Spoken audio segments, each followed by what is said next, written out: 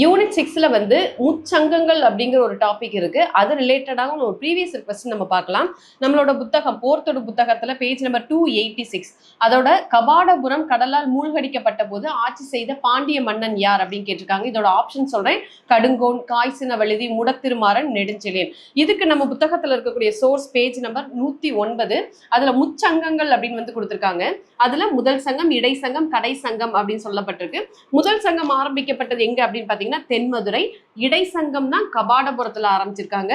கடை சங்கம் அப்படிங்கிறது இறுதி சங்கம் அப்படின்னு சொல்லுவோம். அது வந்து தற்போதைய மதுரை அப்படின்னு நம்ம சொல்றோம். சரி, இந்த சங்கங்கள் அப்படின்னா என்ன அப்படின்னு ஃபர்ஸ்ட் தெரிஞ்சுக்கணும். முன்னால இருக்கக்கூடிய பண்டைய புலவர்கள் இருக்காங்க இல்லையா, சங்ககால புலவர்கள், அவங்க எல்லாரும் ஒரே இடத்தில் ஒன்று கூடி தமிழ் ஆய்வு செய்த இடம் தான் வந்து அதாவது சங்கம் அப்படின்னு நம்ம சொல்றோம். இந்த சங்கங்கள் வந்து பல காரணத்துக்காக வந்து தொடங்கியிருக்காங்க.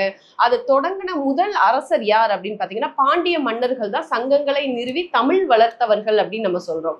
இந்த பாண்டிய மன்னர்கள் எங்க ஆட்சி செஞ்சாங்க அப்படின்னு பாத்தீங்கன்னா மதுரை பகுதி. அதனால மதுரை சுத்தி தான் அந்த முச்சங்கங்களும் வந்து நடைபெறுகிறது.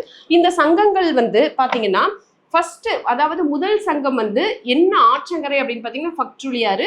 இடைச்சங்கம் குமரி ஆறு. அடுத்து கடை சங்கம் அப்படிங்கிறது வைகை அப்படின்னு சொல்லுவோம்.